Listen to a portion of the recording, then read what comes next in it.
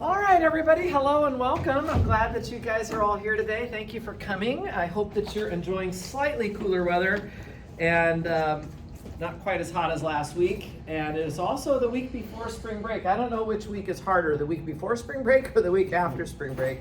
I guess we can answer that later. It depends on what you do on spring break, probably. But I'm hoping that this will be a good week for us to kind of wrap up. We're going to wrap up chapter 8 today, and certainly, if I don't get started on chapter 9 by today, we'll certainly get going on it by Thursday. But there's a lot of material in this chapter, and there's a whole nother homework assignment for you to do. Remember that'll be due on Sunday. And you can certainly ask me questions as we go along on these next 5 days until then. There's quite a few problems. I've already had a number of people starting early on that. I can tell just because there's been a good number of questions people have been asking me. So keep up the good work on that. I think it's a good thing to keep on top of those things. Today we are finally, I think, going to have enough time to explain exactly which integers actually have primitive roots. I know I've been holding this question over your head for about 3 classes now. We've sort of been slowly chipping away at it, and I think we're just about ready to give the final theorem that addresses that. It's a very simple theorem once we get to it, so that'll be pretty nice. The first thing is that all primes have primitive roots, and that's really what this is actually the title of section 8.2. As you'll recall, we've kind of gone out of order a little bit with this chapter. I started with the more practical side of things, so I did chapter 8.1 and 8.4. Now I'm going back to 8.2, and by the time we finish proving everything that's on this whiteboard here, we will know that every prime has a primitive root. Remember, this is just an element. It's usually called R. It's just an element whose order is phi of n. It's the biggest possible order that the element could have according to Euler's theorem. Okay? To help us prove that primes have primitive roots, I stated this Lagrange's theorem on Thursday last week. It's theorem 8.5, and we actually proved this last time. So this one is already a done deal. Everything above this line has already been proven. If we take any degree of a polynomial, that's what n is referring to here, and you write down your polynomial here, making sure that your leading coefficient is not 0, then for a prime p, if you look for solutions to the congruence f of x congruent to 0 in mod p, in other words, if you try to find the roots of the polynomial in mod p, there will always be at most n of them. At most n incongruent solutions in mod p. Theorem does not work if p is not prime. So if p is a composite number, you can have more solutions than the degree of your polynomial. But at least for a prime modulus, you'll never have more solutions than whatever the modulus is here. So that's a nice theorem about solutions to polynomial equations, which is always of interest, whether you're working in mod p or not, whether you're working in modular arithmetic or not. This kind of question is always something that I think people are interested in. So this is a good theorem to have and to be very comfortable with. It's going to lead us momentarily to proving, and this is the part we didn't do yet last week, this theorem on the bottom of the board, which says that if you take any divisor of p minus 1, including p minus 1 itself, then there will be integers of order that divisor.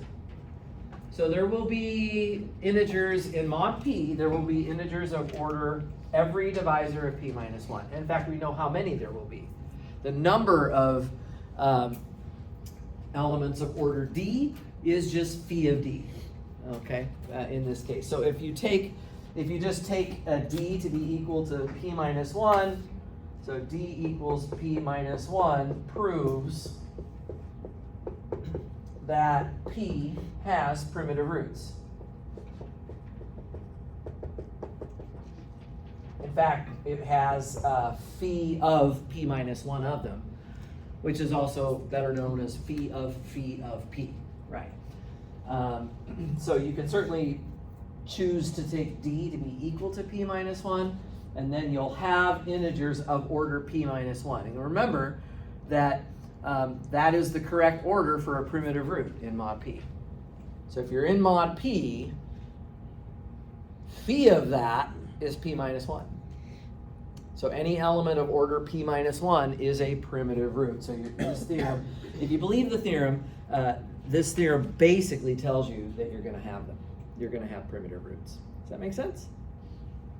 Okay, so we need to prove theorem 8.6. This is the thing that I didn't quite have enough time for at the end of class last Thursday. And so let's do that now. So I'm going to prove the proof of theorem 8.6. I'm pretty sure that some of these results, I think maybe even both of these, are going to be in your list of theorems for our second exam, which is still a month away, but it's always good to kind of think ahead a little bit. So let's see if we can prove this. So we're going to prove the full strength of the result in all of its generality. So I'm going to imagine that I have a divisor d of p minus 1. And for each such d, I'm going to create a notation which is psi of d. And this is this pitchfork-looking notation. It's just a Greek letter that I'm going to define. And this is just going to be the number, so it's the size of the set of positive integers k.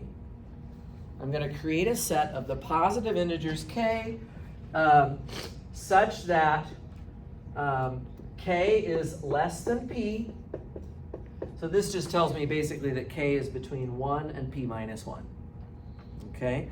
And the order in mod p of k is equal to d. So psi of d, I need to put another vertical bar on the end of that. Let's just pause and reflect on that. It's a bunch of notation. We're just counting up how many elements have order d. For a fixed d here, for any fixed d, we're going to ask ourselves how many k values have an order of d in mod p, and those k values should be limited to just being between 1 and p minus 1. Okay, so that's this psi of d. Now, every value of k, right, has some order. And so every k that's less than p will have an order. And remember, only numbers that are relatively prime to p have an order at all. But since p is prime, that would be every number from 1 through p minus 1. So 1 has an order, 2 has an order, 3 has an order. Every number has an order, which means that every one of these k values has some d that it is affiliated with, right? Every one of those numbers between 1 and p minus 1 contributes to one of these psi of d sets, whichever one is its order, right? So we should write that down. So each k, and that would be starting from 1 all the way up to p minus 1. So for each of those k values, has order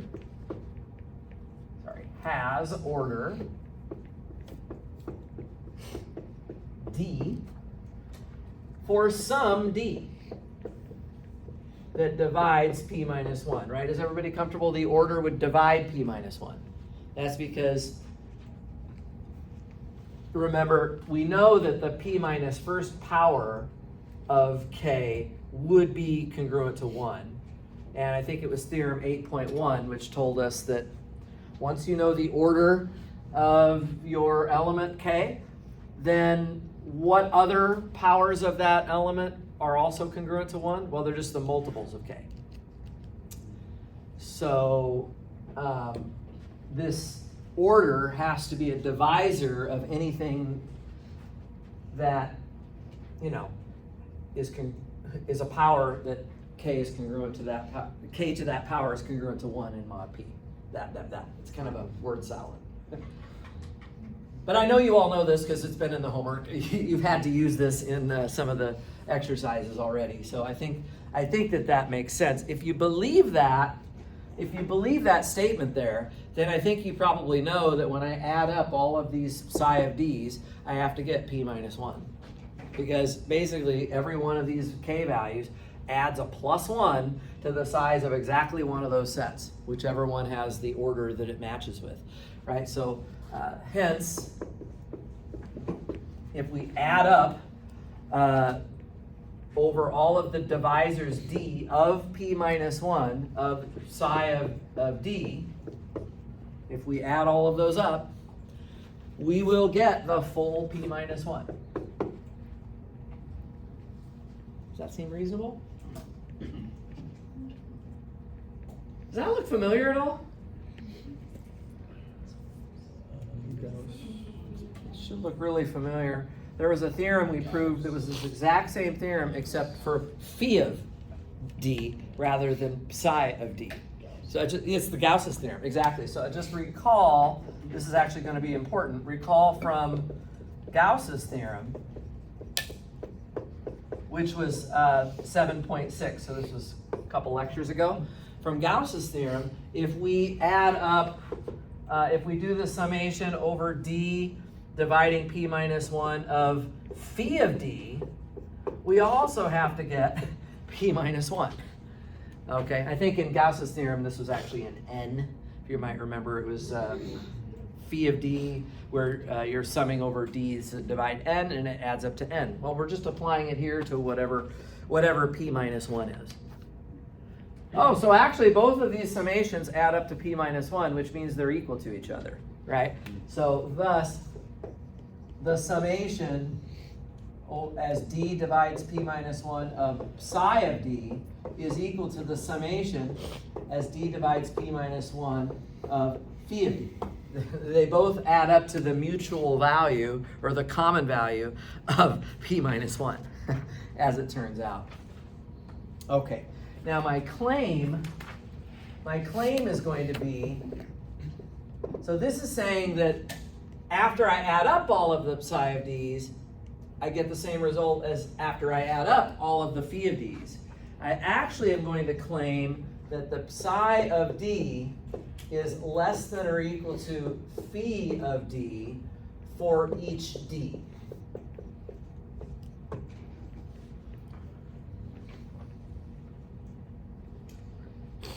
Now, you might be thinking, well, if that was the case, then wouldn't this summation be less than or equal to this summation if each of these terms is less than each of these terms? That is actually true. That will allow me to then prove actually that psi of d equals phi of d for each d. And what am I trying to prove here? I'm trying to prove how many, so if I take a divisor of p minus 1, I'm trying to prove how many elements have order d.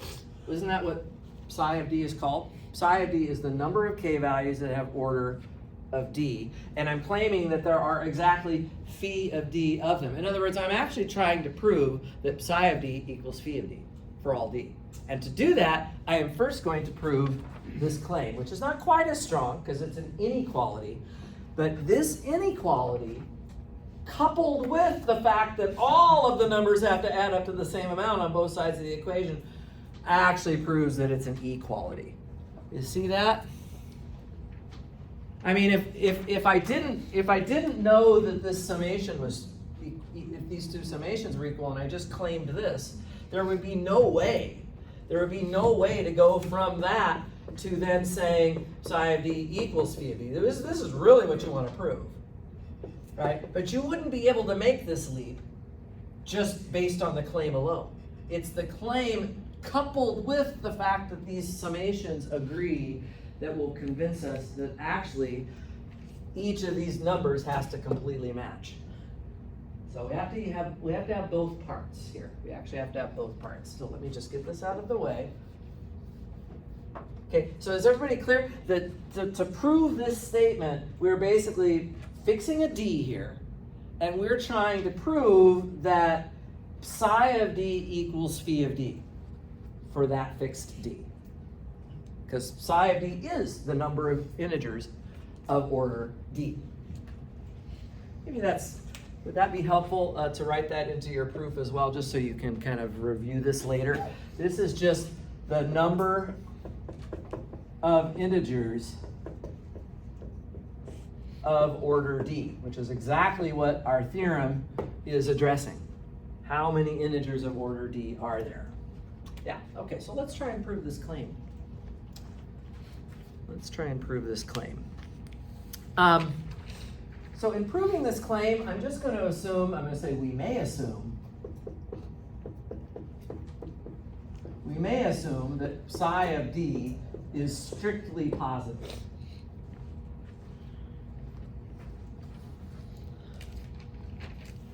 How come? Well, it's obviously not negative. And if it was 0, if psi of D was 0, this would be obvious. Right? If the left side here was 0, we'd be done already. So otherwise, the claim is, dare I use the word clear today? I'll try and use that word as sparingly as possible. But at least I think we can get away with saying it's clear. If psi of D is 0, then you really have something very obvious there that is being claimed. So what we're going to assume, therefore, is that there is at least one integer of order D in this mod P universe. So there exists some A with 1 less than or equal to A less than or equal to P minus 1 with the order in mod P of A equal to D. So I'm going to assume that there is an element of order D. Okay? And so among other things, this implies if A really does have order D, that would mean that if I raise A to the D power, that it is congruent to 1 in mod P. It also means that no lower powers of A are congruent to 1 in mod P, which is often the part that people forget about. But I noticed on that last homework assignment, you guys did a really good job on that. People were very careful that when you were saying that the order was equal to some value, that not only does that exponent of the element give you 1 in mod P, or in mod N, whatever it is, no lower power does, which is really also an important part of what the definition of order is. Okay, so that is a true congruence. So what I'm going to do is I'm going to create a polynomial now. You know I want to use my Lagrange's theorem. My Lagrange's theorem, I've already got a prime in front of me, but I'd like to create a polynomial and be able to say that there's at most, you know, a certain number of roots of that polynomial. And I have a polynomial just in mind for our purposes right now, which is the polynomial x to the d minus 1. I'm going to create that polynomial right now. So let's let f of x equal x to the d minus 1. And what I know about that is that it already has one root, which is a itself, right? So let's just say which has, you know, f of a, which is equal to a to the d minus 1, which is congruent to 0 in mod p. There is already one root there for that function. But you know what? I think there's a whole bunch of other roots as well. Because if a is a root here, if a satisfies this congruence, so does any power of a. Right? So also, right, also a squared to the d would be congruent, because we could write it as a to the d squared, which would be 1 squared, which would be 1 in mod p, and so on and so on and so on. We can go all the way down the line. We could go to a to the I is another solution, because a to any power raised to the d can be re-expressed as a to the d to the I, which is 1 to the I, which is 1 in mod p. So I'm coming up with a whole lot of solutions to my f of x. But remember, I can't have more solutions according to this theorem. It has at most n, in this case n is d incongruent solutions, right? Well, I've got a bunch of solutions here, guys. A squared is a solution. A cubed is a solution. A to the 4th is a solution. So what we're observing is we therefore observe. By the way, this proof does take a little bit of time. it's not just a slam dunk 2-second thing. We have to actually write this out carefully. So we therefore observe that all of these powers, starting with a, and then a squared, and then a cubed, and so on, all the way up to a to the d itself, right? These are all I'm going to need to continue this sentence. Let me just come up here.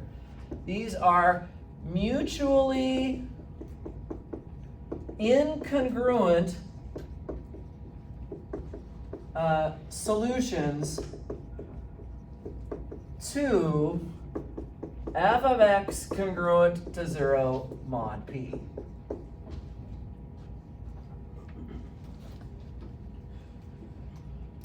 Mutually incongruent because the order of A was D, meaning that you're not repeating any powers of A until you get to that D power. So none of these could be congruent to each other at all.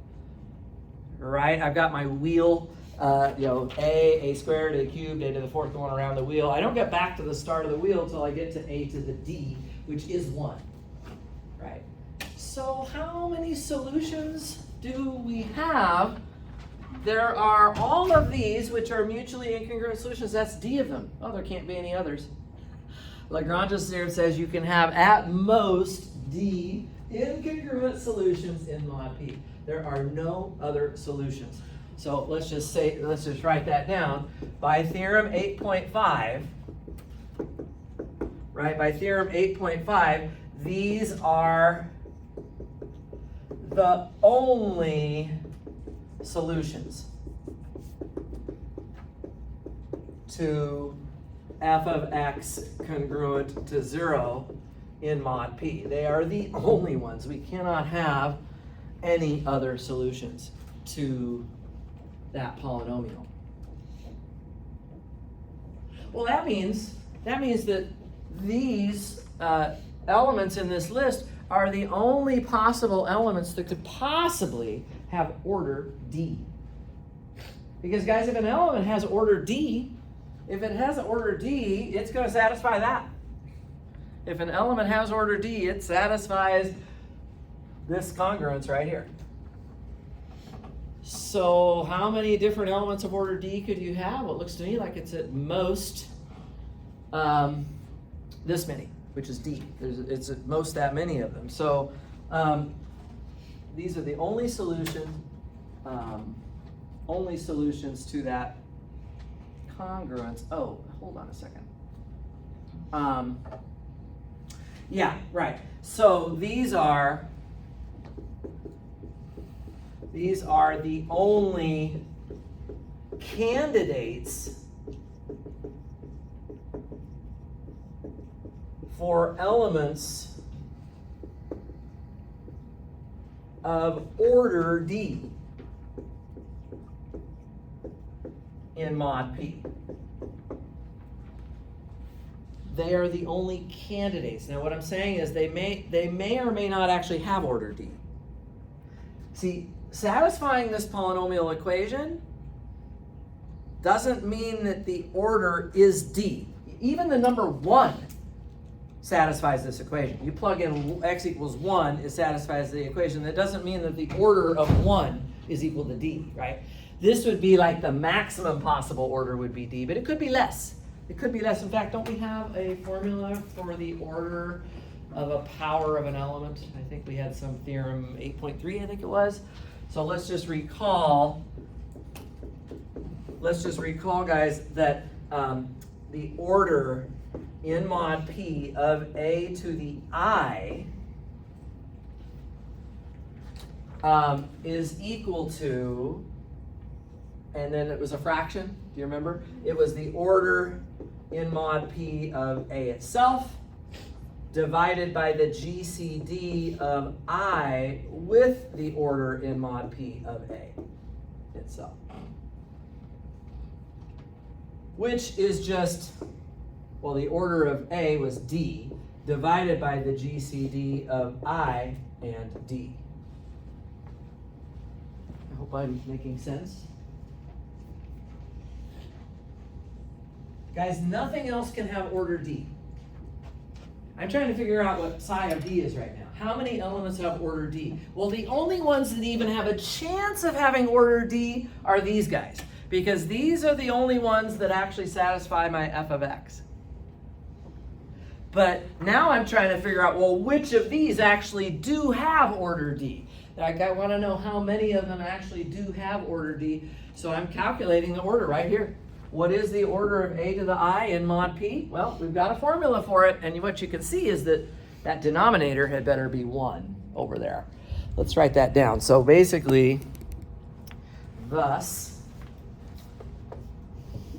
the order in mod p of a to the I is equal to 1 if and only if, I'm sorry, it's not equal to 1, it's equal to D. It's equal to D, that's what I'm interested in. The order of a to the I in mod p is equal to D if and only if the GCD of I and D is equal to 1. Does that look better? All right. And how many I values are there for which the GCD of I with D would be 1? And remember, this I, this exponent, would be one of these exponents.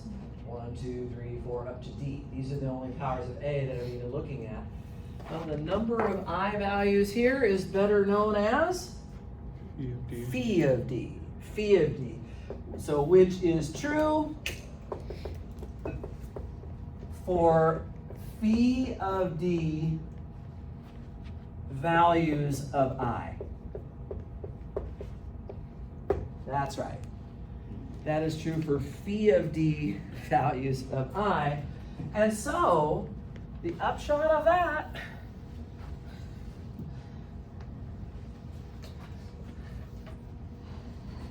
this doesn't bother you, does it, that I'm erasing like right below where I used to be writing?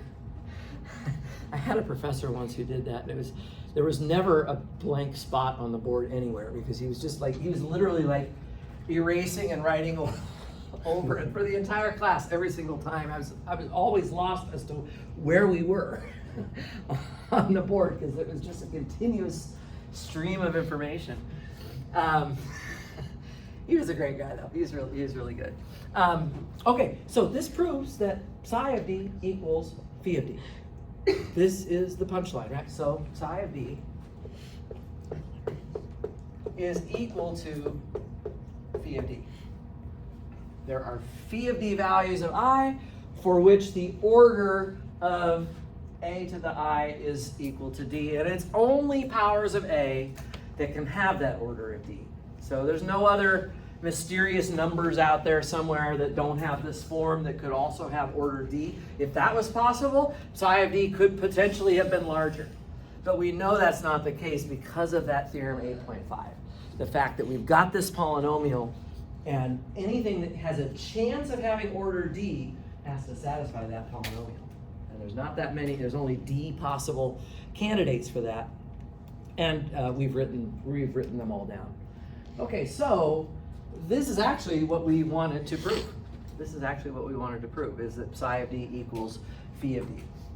Yes? So, we've said this before, but can you remind me, how do we know that a squared, a cubed are mutually incongruent solutions?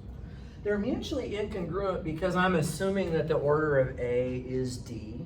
So if you think about, I like to draw this wheel where you sort of put A here, and this is a mod P wheel, right? So you're taking powers of A, and the first time that you get back to 1, let's say it's right there, is the order of that element. So this would be, A to the D. So you're basically starting from A and growing all the way up to A to the D. You're taking all of these powers of A and wrapping around that wheel exactly one time. Okay. Yeah. And then, So if I went any further, if I took A to the D plus 1, well, that's just congruent to A again. yeah. A to the D plus 2 would be congruent to A squared again. Yeah. But you couldn't, oh, yeah, I see. Okay. Does this seem okay to everybody? It's a nice little proof. I like this one very much. So primes have primitive roots. And as I mentioned, in the back of the book, they spent pages and pages writing out one example of a primitive root for each prime up to 10,000, I believe. We won't mention how many pages, how many trees they chopped down to make that list, but it's kind of a long list. Okay, well, we need to talk about what non-primes would have primitive roots, because there are other numbers that have primitive roots as well. And I'd like to show you what those would be. So this is actually what the next section is going to get into, 8.3. Composite numbers. This is the last section for chapter 8. Composite numbers having primitive roots.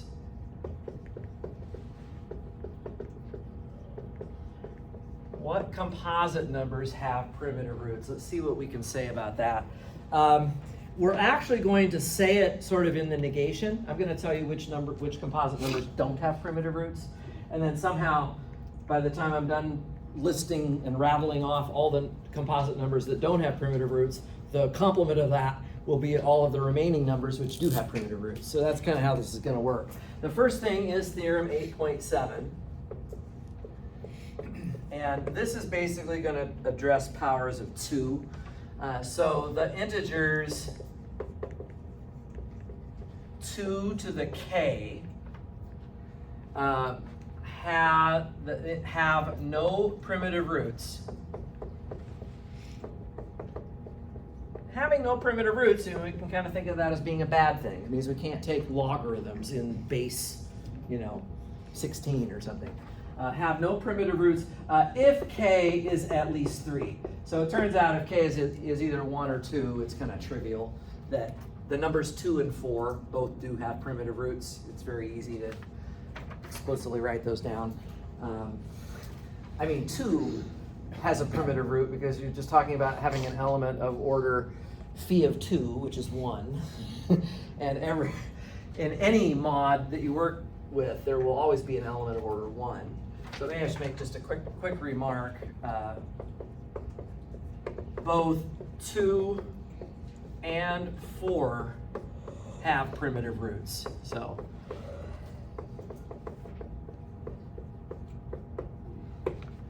I think that should be pretty clear. You're looking for an element whose order is phi of 2, or in this case, phi of 4. But phi of 2 is 1, phi of 4 is 2. I promise you that in mod 2, you can find an element of order 1, and in mod 4, you can find an element of order 2. It's not hard. So that remark doesn't need to be addressed so much. But as soon as you get to 8 or 16 or 32 or any larger power of 2, you will not find any primitive roots whatsoever. So let's do the proof of that. I'll start it right here, but this one, it's kind of fun. A lot of these proofs take some work. This is another one that actually, it's not just a quick little result. We have to do a little bit of work here. Okay, since we're working in, basically mod of 2 to the k, the only numbers that will even have an order at all are just the odd ones. So let me just let a be an odd number. Let a be odd, right? Because you can't take an order for an even number in mod, say 16, for example. Doesn't have it. It has to be something that's relatively prime to the mod, and that would mean it has to be an odd number. And what we're going to do is we're going to claim, what are we going to claim here? If we're claiming that 2 to the k has no primitive roots, then I would like to prove that the order in mod 2 to the k of that odd number a, right, is not equal to phi of 2 to the k. So if you try to create a primitive root by grabbing an odd number, right, and you calculate its order, we're going to try to show that it's not what it needs to be a primitive root. The order of a primitive root is always phi of whatever the mod is. And do we remember what phi of 2 to the k is? 2 to the k minus 2 to the k. Right, it's 2 to the k minus 2 to the k minus 1, and if you simplify that, it's just 2 to the k minus 1. So that's pretty easy. So I think I can prove my claim by proving that there is a lower power of A than 2 to the k minus 1 that is already congruent to 1 in mod 2 to the k. Let's try it. So to show this,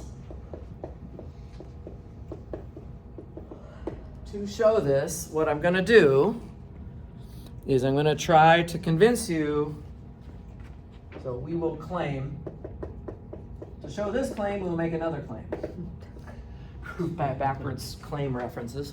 But I'm going to try to prove that if you take A, and already if you only raise it to half as much of a power as what the correct order would have been for a primitive root, that you're already back to 1 in mod of 2 to the k. Is everybody not getting lost in my screwed up logic here? So if you believe this, right, this implies that the order in mod 2 to the k of A is at most phi of 2 to the k all over 2, which is strictly less than phi of 2 to the k. So A is not a primitive root. That's kind of how I'm trying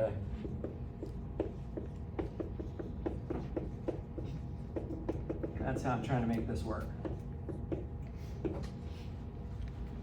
So remember, A is just some random odd number. And those are the only kind of numbers that have an order right now. I'm going to try to convince you that if you take any old random odd number, its order in the mod that we're working in, which is 2 to the k, its order is less than it needs to be a primitive root. Right.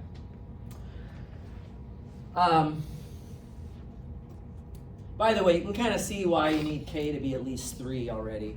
If you, for example, plug in k equals 1, you have some fractional exponent here, which really doesn't make a whole lot of sense. And here we're dividing by yet another factor of 2. So this thing here would have been, 2 to the k minus 2, right? So it's actually such a small power there that doesn't really make sense for k equals 1 or 2 that this proof would work. So let's see if we can convince you of this. That's what I got to try to do. And let me just, i.e., a to the, so we already wrote this in here, 2 to the k minus 1. Let's just divide through by another factor of 2. So that's 2 to the k minus 2 congruent to 1 in mod 2 to the k. This is what we're claiming is true.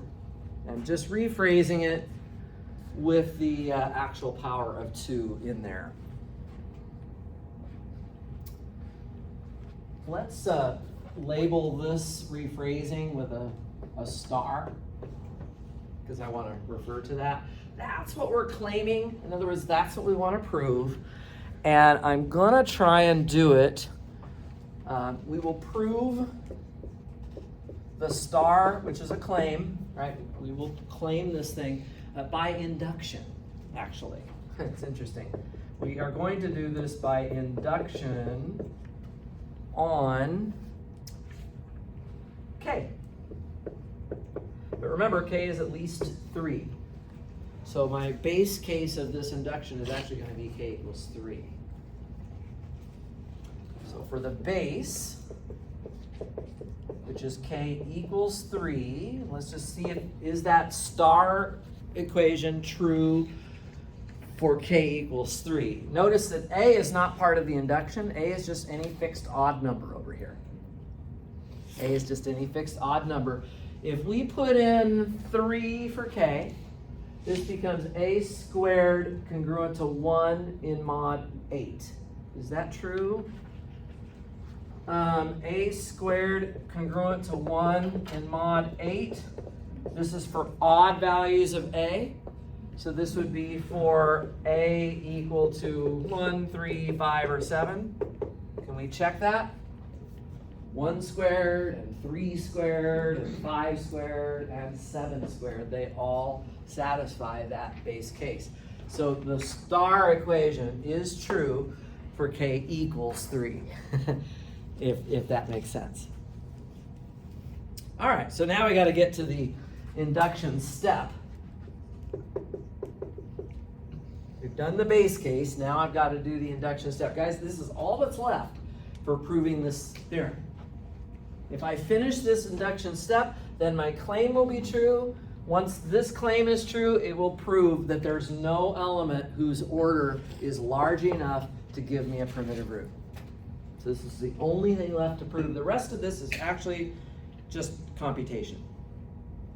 I'm just going to assume the k minus 1 version of this star and then try to prove that the star equation follows.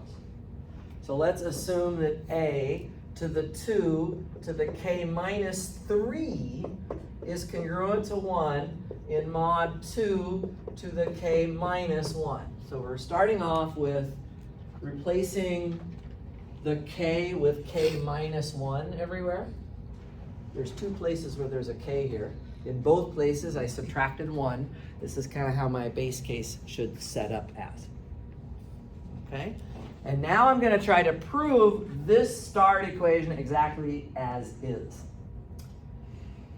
Okay, well, the first thing I'm going to do is we can write an equation from this congruence. I'm going to turn it into an actual equation here, guys, which is a to the 2 to the k minus 3 is actually just 1 more than some multiple of 2 to the k minus 1. Let's call the multiple b. For some integer b, I can write a to that power of 2 to the k minus 3 as being 1 more than a multiple of 2 to the k minus 1. Okay. And now what I'm going to do, I see from my star equation that I really need the exponent to be 2 to the k minus 2. Right now my exponent is 2 to the k minus 3. How do you suppose I'm going to get it jacked up to the correct power of a on the left side?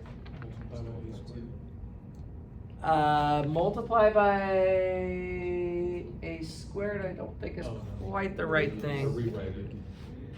I just want, so we have to use our laws of exponents. Sorry, I forgot to tell you about that. So we basically want to get this power to go up to this power here. What we really need to do to make that happen is actually to square both sides. You actually have to square both sides, because if I throw another factor of 2 here, then they will just multiply. If I square both sides, so squaring, let's just write it down. Maybe it'll be more clear once I write it out. If we square both sides, a to the 2 to the k minus 3 squared is equal to 1 plus b times 2 to the k minus 1 squared. So I just do that on both sides.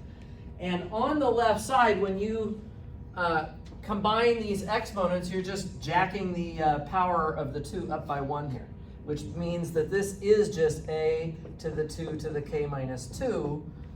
On the other side, I'm just going to FOIL this out. 1 plus 2b times 2 to the k minus 1 plus b squared times 2 to the, whatever it is, 2k minus 2 here, I think.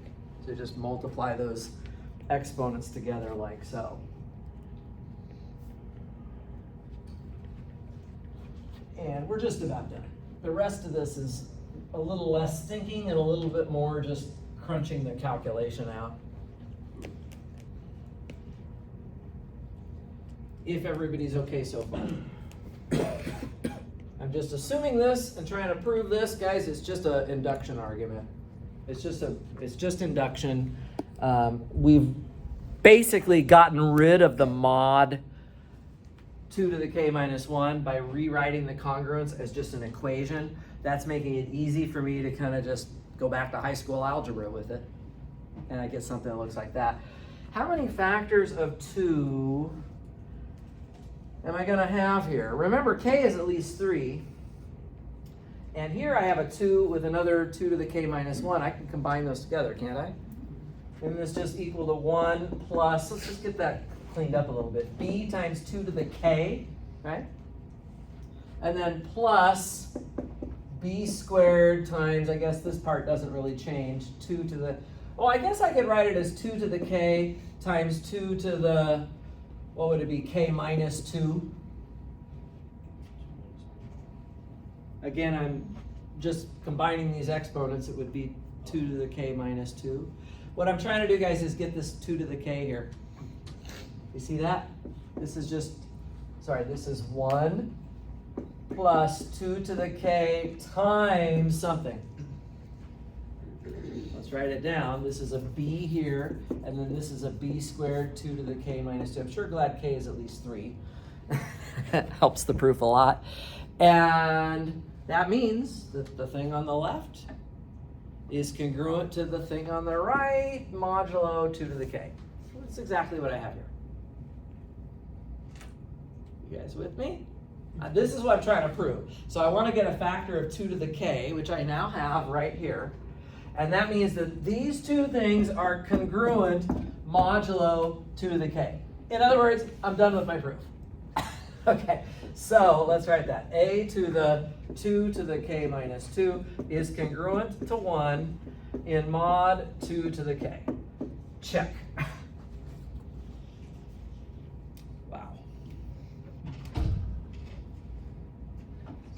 And again, what does this prove? What does this prove? This proves that the order of A, let's just summarize it. So the order of A in mod 2 to the k is at most 2 to the k minus 2. It's at most that much. And if it's at most that much, then it's not big enough to be what the order has to be if it was going to be a primitive root.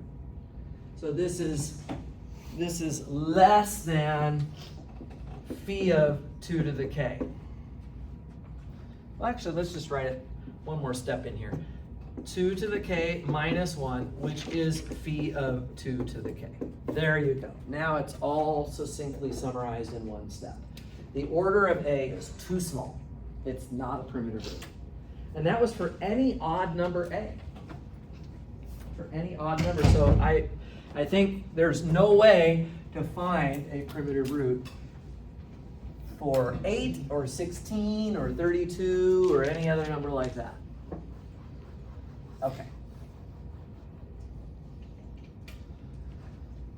Yeah, so we're getting there. You guys okay so far?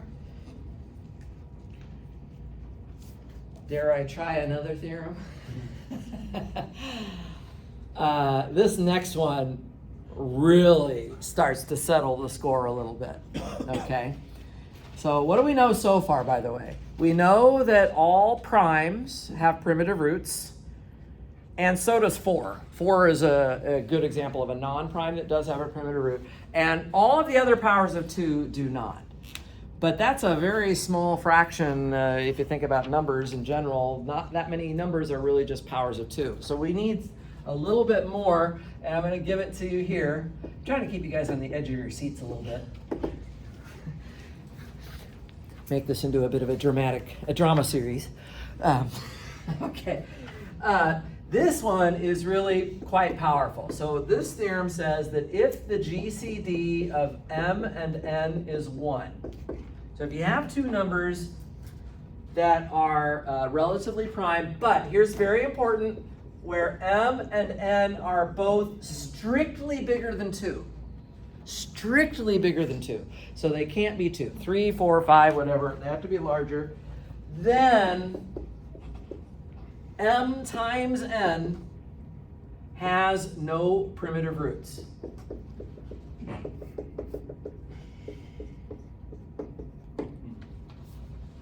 Okay, so we are about to massively expand the numbers that don't have primitive roots.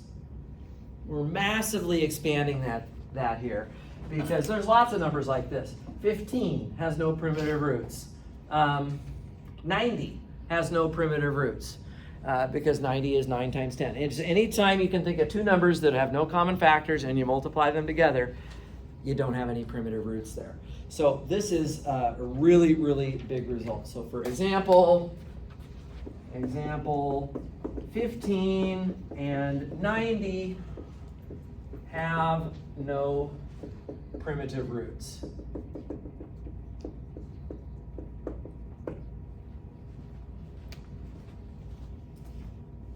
By the way, while we're on the subject of talking about primes and all that stuff, you know, tomorrow I go back into the prime of life again. I'm going to be back in the prime of life, but you know what the problem is?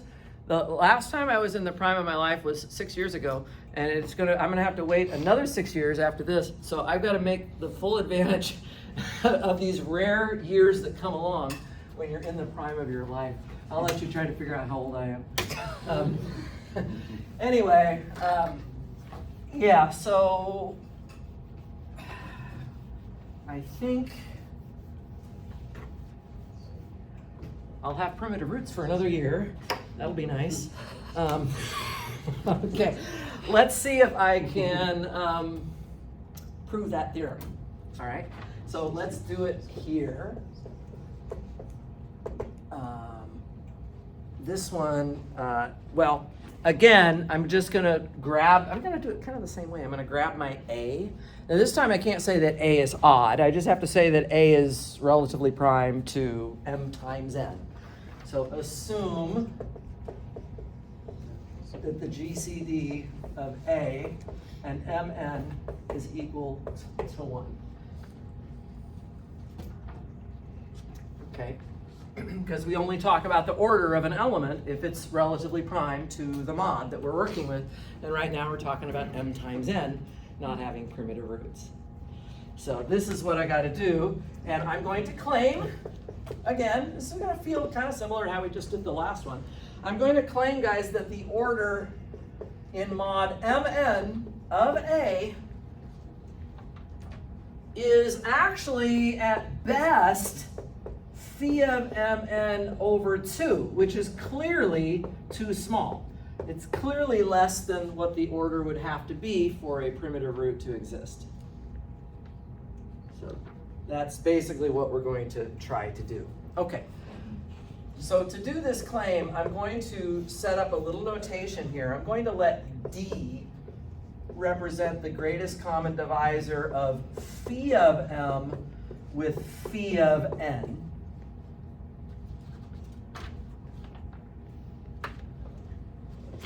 And I'd first like to remind you from a group work exercise, do you remember the problem we did, I think it was a week ago, that phi of any number is even, except for phi of 2. So phi of 2 is an odd number, but phi of anything else is even. That was actually one of the ones we did in the group work, and you just write out the formula for phi of n, and you see, oh yeah, there has to be a factor of 2 there. And so this is going to be, both of these numbers are going to be even. Because notice m is at least 3, n is at least 3, and if you take phi of any number that's at least 3, it has to be even. This is at least 2. I'll refer you here, see problem 2a on group work number 7. So we did that not that long ago. Okay. So this is just since phi of m and phi of n are both even. Yeah.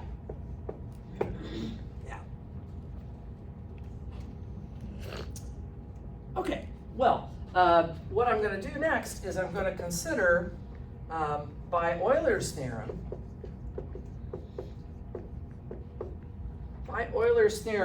if we take A and we raise it to the phi of m power, it should be congruent to 1 in mod m. This is just the standard Euler theorem.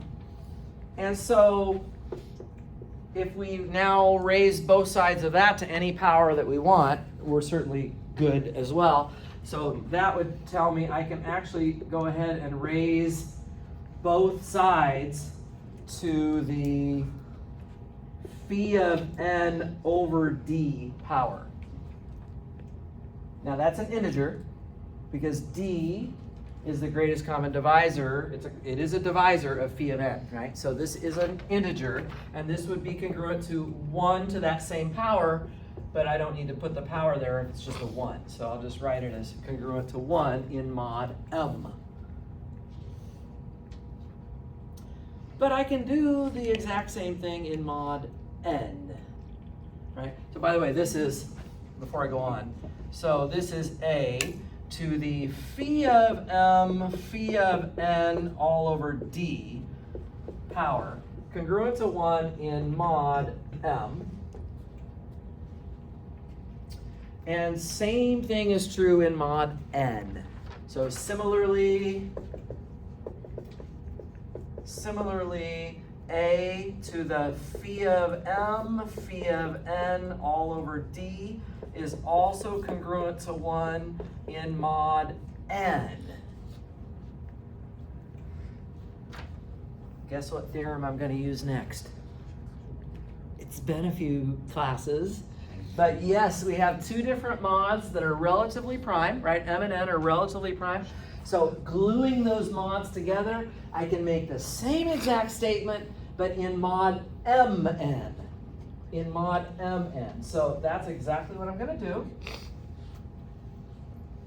So this is one of our big friends in Math 430, the Chinese remainder theorem, CRT. I think we'll always know what that means.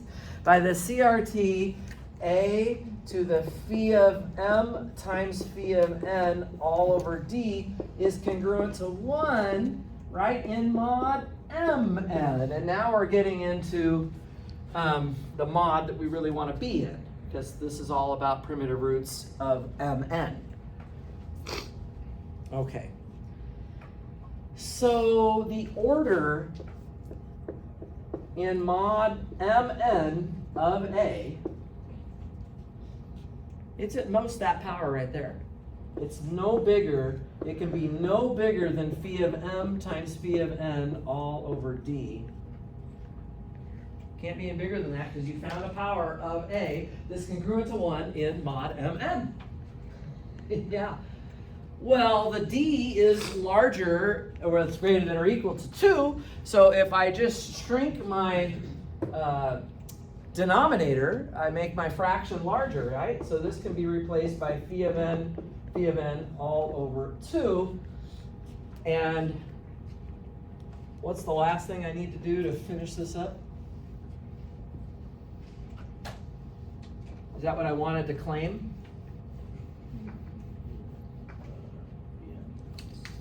Let's see who remembers anything about chapter 7.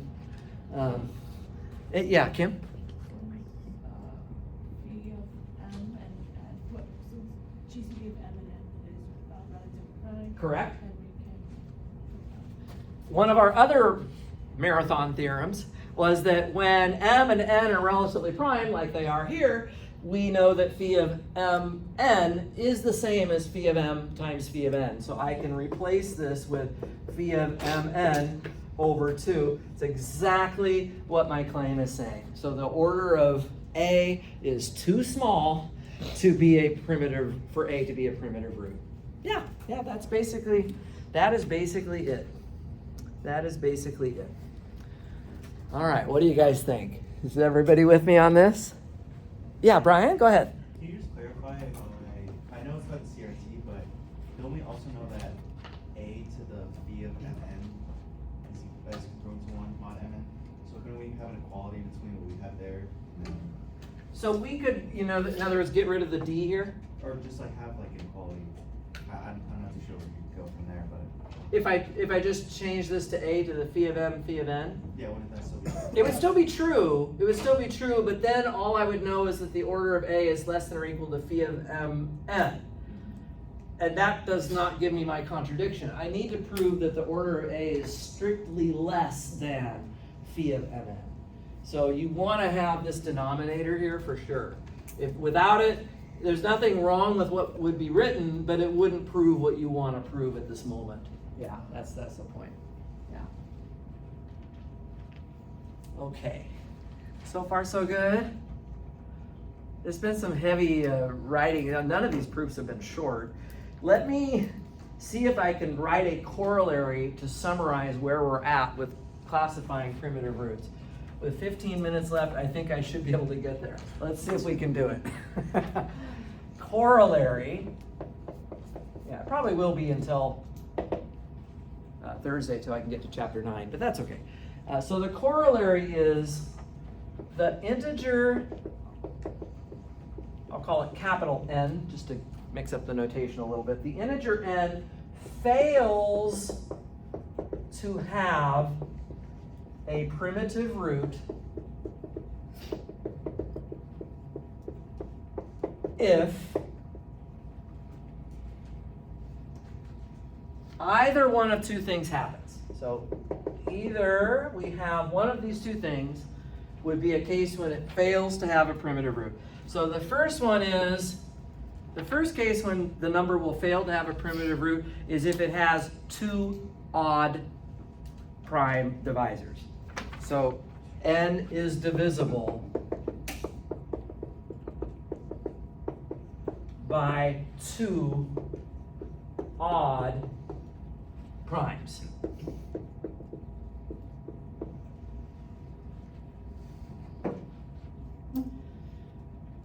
Well, the reason is, okay, so how does that work? If my n is divisible by two odd primes, I take one of those odd primes, all of its powers, and I call that m, right?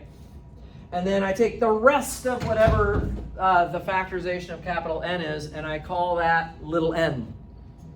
And there won't be anything in common between the two things, and they'll both be greater than 2, because we're talking about two odd primes. That means that both of those primes are greater than 2.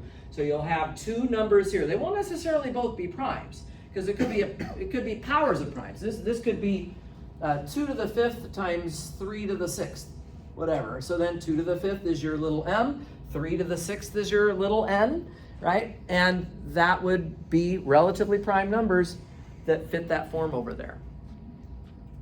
Even if you have more than just two prime divisors, you're still good with this comment. You're still good, because let's say you have 2 to the 5th, 3 to the 6th, 5 to the 7th, right? You still can just take the 2 to the 5th as your little m, and then the rest of it as your little n. And the 2 to the 5th won't have anything in common with 3 to the 6th, 5 to the 7th. So you use those as your little m, little n, multiply them together, it gives you your whole number. It doesn't have a primitive root. Does that make sense? Should I write something down about that? So just maybe in this, I'll go, well, I don't want to mess up my corollary here. I'll make a comment after I'm done writing down part B. The second case of a number that would not have a primitive root would be a number that only has one odd prime divisor and then also has a power of 2 in it. So I'll say 2 to the m times p to the k, but here we have to be careful. M needs to be at least 2, and p is an odd prime, and k is at least 1. You have to have actually a part of the, you have to have that other prime being represented as well. So that would also fail to have any primitive roots. Why is that? Well, because m is at least 2, this first part is bigger than 2. So this is bigger than 2. This is bigger than 2, right? and they're multiplied together, they're relatively prime, right? This will be relatively prime with this, right? They're both bigger than 2, so we're working off of theorem 8.8 again. So this number would have no primitive roots. If m was 1, if m was only 1, I would not be allowed to use this result, because in that case, 2 to the first power is a value that's not bigger than 2. That's m and n must be strictly bigger than 2 to use this theorem here. Now, I'm making a big deal about it because remember, the complement of the numbers I'm writing down right now are the ones that will have primitive roots. So I have to be real careful with that. So let me make just a couple of notes. I've been talking a lot without writing a lot down. So in both of these are just coming as corollaries of this theorem. Okay, so I'll just make this as some remarks, I guess. Not really proving the corollary formally, just some remarks to help us make sure we understand this later. For part A, we're just going to let little m be equal to p to the k. Maybe actually before I do that, let's actually write n down up here in my setup of this. I'm going to let n be equal to p to the k times little n, where the GCD of p and n is 1. And p is odd.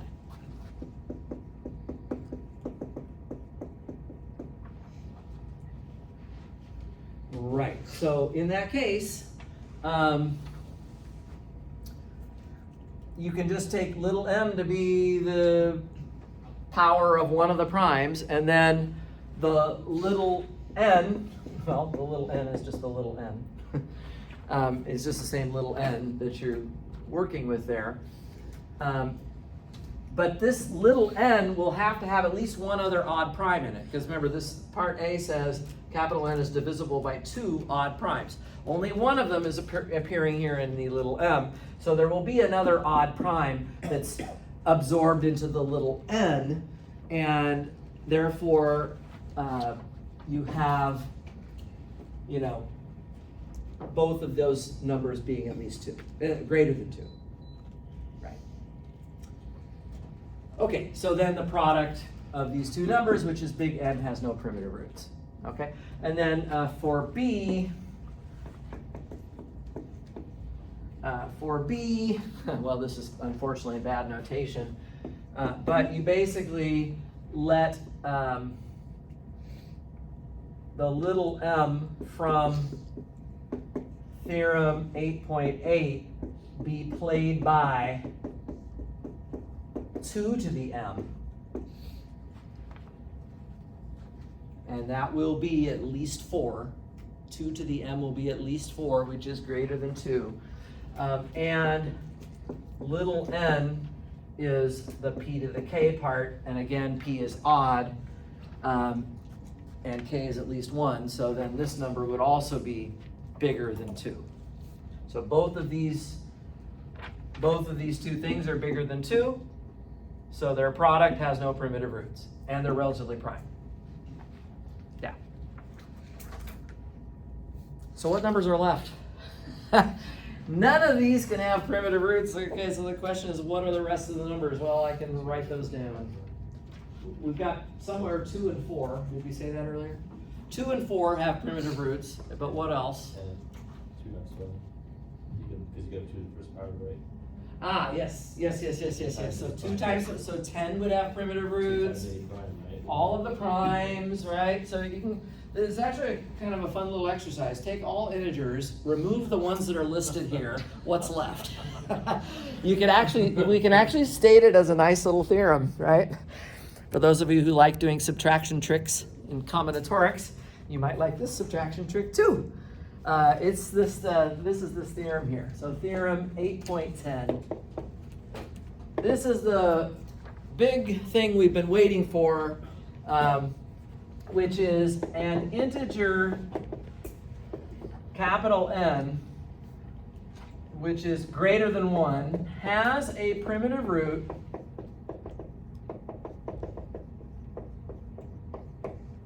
if and only if, so this is a theorem you're going to want to walk out of this class knowing. Basically, which integers have primitive roots?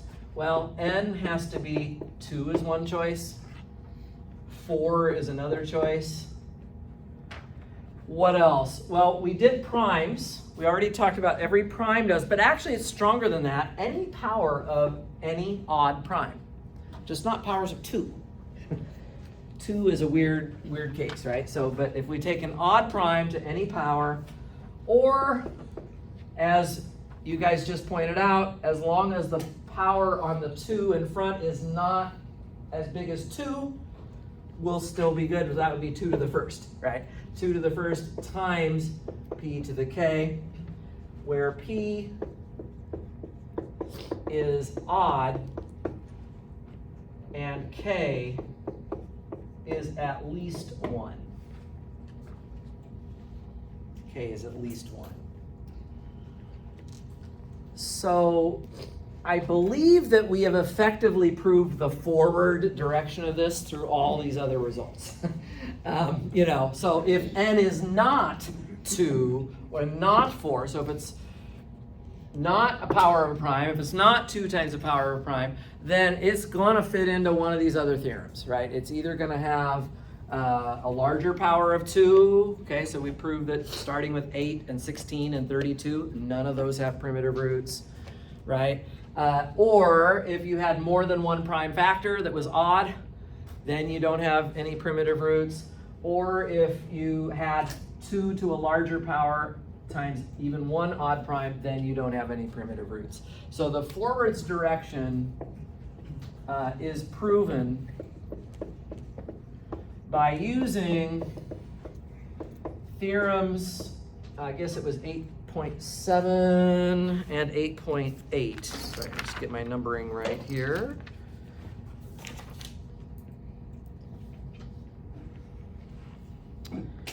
Where is my piece of paper? Yeah, theorem 8.7 and 8.8. But when I was doing that, this is in contrapositive form. You're essentially doing it in a contrapositive form. So suppose that n does not have one of these forms. If it does not have one of these forms, then it's going to have a form from either theorem 8.7 or 8.8, both of which we're proving that you don't have primitive roots for those numbers. So that's the forwards direction. The backwards direction, n equals 2. So if I assume n is one of these 4, I have to prove for each case that you do have a primitive root. And of course, for n equals 2 and n equals 4, it's clear.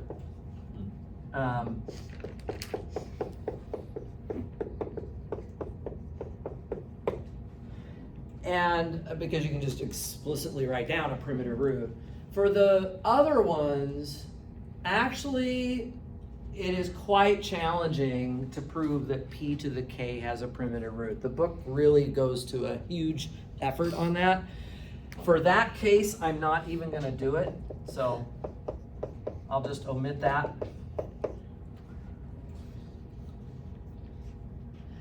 It turns out it's not so hard to prove that 2 times p to the k has primitive roots if you assume that p to the k does. So the last case,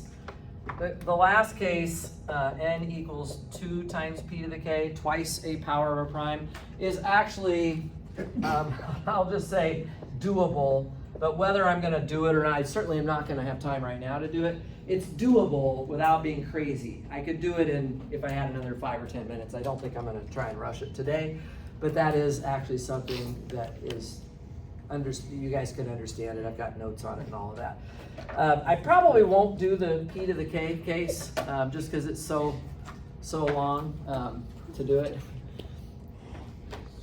I always feel bad about that. I'm like, well, if I'm doing that, the students are going to just, on their next exam, oh, I don't want to do this. This is just too hard. This is too long. Yeah. Yeah, this is not a very convincing proof right now. But I'm just going to claim I'm being saved by the bell at the moment. So on Thursday, we'll come back and address this a little bit further. Guys, keep your eyes on your email because in case I need to make any changes. But there shouldn't be any changes as far as anything goes. But just check your email tomorrow night just to see what I'm up to. All right? And I will see you guys on Thursday. Have a great rest of your Tuesday.